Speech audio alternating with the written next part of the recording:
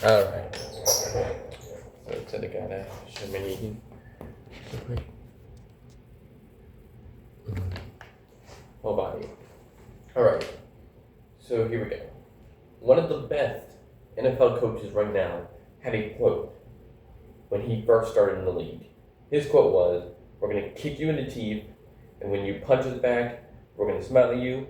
When you knock us down, we're going to get up, and on the way, we're going to bite your kneecap off." That right there was Dan Campbell, head coach of the Detroit Lions. And that thing right there is saying that whenever you are faced with adversity, you need to get up, face your troubles, and destroy them. Don't stay down when you get knocked down. And that's why I'm here to inspire you. You've heard the phrase, never give in, never get up. You've heard all of these. They're used a lot in society. But what does it actually mean? But what is the truth about it? To never give up? But why? Just because it looks difficult? You shouldn't. Now, I've never wanted to give up before. You probably wanted to give up when you tried something hard, whether or not it's football or math or some other thing you're having trouble with.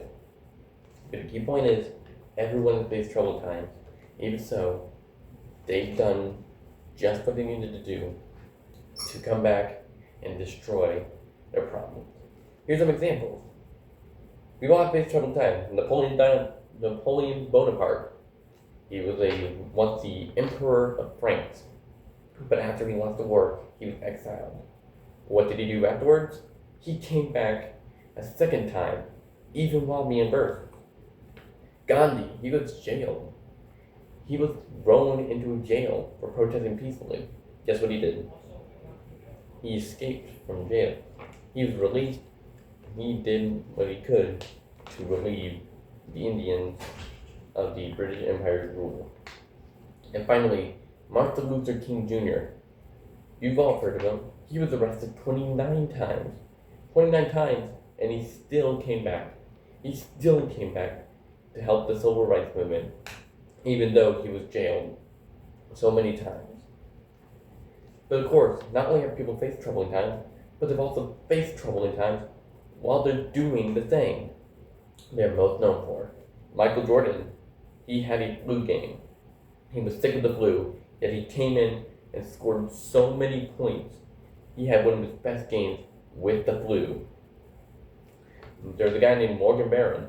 He had a skate go up through his forehead, slash it, and he had to get stitches mid-game in ice hockey. And he still came back to win that game. And finally, you had me, a personal story. District last year, I had injured my knee. Worst pain I've ever felt. And I still ran through the final race of the season, had my best time I've ever had. And then finally, let's bring up people who went from nothing to people who are now something. Even though we face adversity, troubling times, even people who have nothing and are facing troubling times can still be something. I'll talk about Eminem. The family issues. He moved around so many times. He dealt with drugs. He dealt with his mother being abusive. And yet, he still came up and made some beautiful music. What about Oprah Winfrey? She had a horrible upbringing with many family issues. She was poor. And finally, Jim Carrey at one point was homeless. And yet he's one of the most famous actors today. So what does this mean? Well, in summary, we're bringing this up because some people come from nothing. Some people had the worst things happen to them. And yet they still came back, finished the game, finished the problem. They did whatever it took to finish it. So what I'm telling you is this. Even though you might be going through the worst time, you need to just do it. Like Nike once said. Just do it. And that's going to be it for me. Thank you all. Have a wonderful day.